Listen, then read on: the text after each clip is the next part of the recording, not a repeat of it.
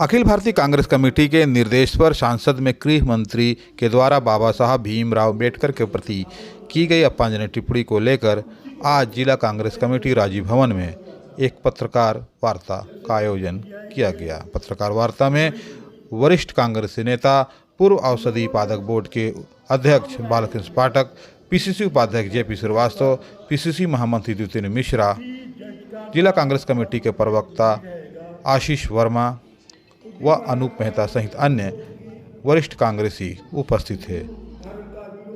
इस अवसर पर पत्रकारों को संबोधित करते हुए कांग्रेसी नेताओं ने कहा कि 18वीं लोकसभा के शीतकालीन सत्र में भारतीय जनता पार्टी के द्वारा संविधान और संविधान निर्माता बाबा साहब भीमराव अंबेडकर के अपमान के लिए देश के संसदीय इतिहास में दर्ज हो गया है। बीजेपी हमेशा से ही लोकतंत्र और संवैधानिक मूल्यों के प्रति तिरस्कार दिखाने का कोई मौका नहीं छोड़ती, लेकिन इस बार तो हद ही पार हो गई। संविधान के 75 वर्ष पूरे होने पर कांग्रेस समेत इंडिया गठबंधन ने दर्शी ने संसद में सरकार के संवैधानिक पर चर्चा पर मांग रखी।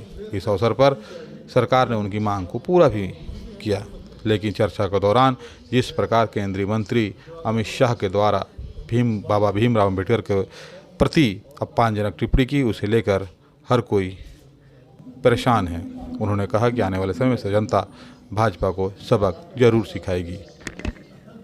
परिप्रेक्ष्य में प्रेस वार्ता का क्या मुद्दे हैं? आज की जो पत्रकार वार्ता थी वो प्रमुख रूप से संविधान का मखौल उड़ाने वाले देश के गृह मंत्री अमित शाह जी की जो व्यंग्यात्मक लहजे की जो उनका जो प्रदर्शन था, उसके विरोध में राष्ट्रीय स्तर पे, प्रदेश स्तर पे, जिला स्तर पे कांग्रेस द्वारा उसका प्रतिकार करने के लिए, विरोध करने के लिए पत्रकार वार्ता आयोजित की गई थी, जिसमें उन्होंने देश के संविधान के जनक बाबा साहब अम्बेडकर, जिन्होंने सर्वधर्म समभाव का एक वातावरण निर्मित किया और संविधान बना करके इस देश में सभी को बराबर से जीने का हक दिया, उसके संदर्भ में जिस तरह से उन्होंने संसद में व्यंग किया, मखौल उड़ाया, उसके विरोध में आज पत्रकार वार्ता थी।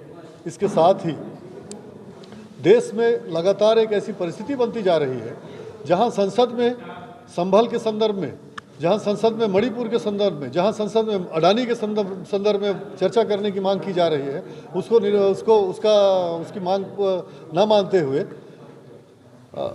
संविधान के संदर्भ में बातें आ रही हैं और इस तरह से अनलगर प्राप्त जो किया जा रहा है उसके संदर्भ में। इसके अलावा मौजूदा देश के हालात जो मंदिर मस्जिद का विवाद उत्पन्न करते जा रहे हैं, जगह जगह मस्जिद खोज के उसमें मंदिर खोजा जा रहा है, जगह जगह मस्जिद के नाम पर दंगा भड़काने का प्रयास किया जा रहा है, उस संदर्भ में उन्हीं के विचारधारा के प्रमुख सरसंघ चालक माननीय मोहन भागवत जी का जो बयान आया, वो उस संदर्भ में भी यही प्रेस कॉन्फ्रेंस थी कि उस विचारधारा, ऐसे विचारधारा जो कि इस देश को तोड़ने वाली है, उन्होंने जब ये कहा कि आप हर मंदिर में मस्जिद क्यों ढूंढते हैं, हर मस्जिद में आप शिवलिंग क्यों ढूंढना भाई, और आप इस तरह के वातावरण पैदा करके हिंदुओं के नेता बनना चाहते हैं।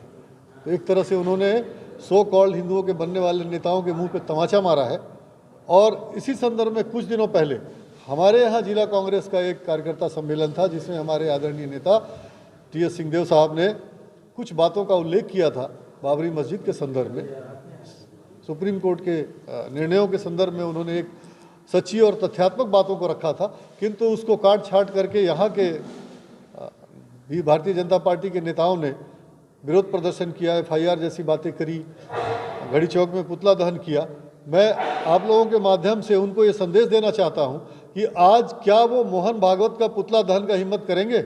मोहन भागवत जी ने तो टी.एस. सिंहदेव से और आगे बढ़ करके दो बात कह दिया, उनके मुँह पर तमाचा मारा है उनके कार्यकर्ताओं पर कि क्यों वो हिंदुओं के नेता बनना चाहते हैं, वो हर जगह क्यों मंदिर मस्जिद विवाद उत्पन्न करना चाहते हैं, इस देश को क्यों तोड़ना चाहते हैं। क्या वो लोग मोहन भागवत जी का पुतला दहन करेंगे? क्या वो मोहन भागवत जी के विरोध में जाके FIR दर्ज करेंगे? कांग्रेस करेगी क्या मोहन भागवत के खिलाफ? कांग्रेस तो मोहन भागवत के संदेश का, उनके वक्तव्य का स्वागत कर रही है, क्यों पुतला दहन करेगी? मोहन भागवत तो वही बोल रहे हैं जो कांग्रेस वर्षों से बोलते चले आ रही है। मोहन भागवत जी ने कहा कि 5000 वर्षों से ये भारत जो है सभी वर्गों का ये संगम स्थली रहा है। कांग्रेस भी उसी बात को बोलती है। कांग्रेस तो कभी भाई से भाई को कभी नहीं लड़ाना चाहती, हिंदू मुस्लिम में कभी भेदभाव पैदा नहीं करती, दलित और उच्च में कभी भेदभाव पैदा नहीं करती। वो अंबेडकर के सिद्धांतों को, अंबेडकर के न्याय संविधान को मानती है। तो हम उनका पुतला दहन क्यों करेंगे? हम तो उनके बयानों का स्वागत कर रहे हैं। कुछ इस्तीफे की मांग कर रहे थे आप। जी बिल्कुल। कांग्रेस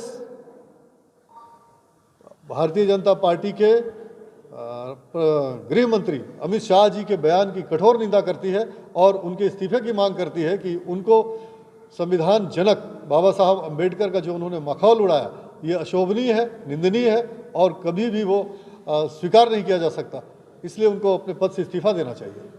कांग्रेस अब इस मुद्दे को लेकर आगे क्या करेगी? क्या कांग्रेस लगातार इस मुद्दे को चौक चौराहों पर ले जाने का योजना बना रही है और लगातार हम इस्तीफे की मांग के लिए दबाव बनाएंगे। ये देश ऐसे नहीं चलेगा कि आप वर्ग विभेद पैदा करके ये देश भारत हिंदू राष्ट्र की जो बात करते हैं भारत में, हिंदू राष्ट्र होने का तात्पर्य क्या है? हिंदू का अर्थ ही है सबको समावेश लेकर के चलना। सभी हिंदू हैं, सभी हिंदू एक विचारधारा है। उसमें धर्म कहाँ पे आ जाता है? मान्यताएं कहाँ पे आ जाती है? संस्कृति कहाँ पे आ जाती है? वो परिभाषा ही नहीं समझते हिंदू राष्ट्र की। हिंदू राष्ट्र का अर्थ वो सिर्फ चंद हिंदुओं को ही अपना मानते हैं क्या?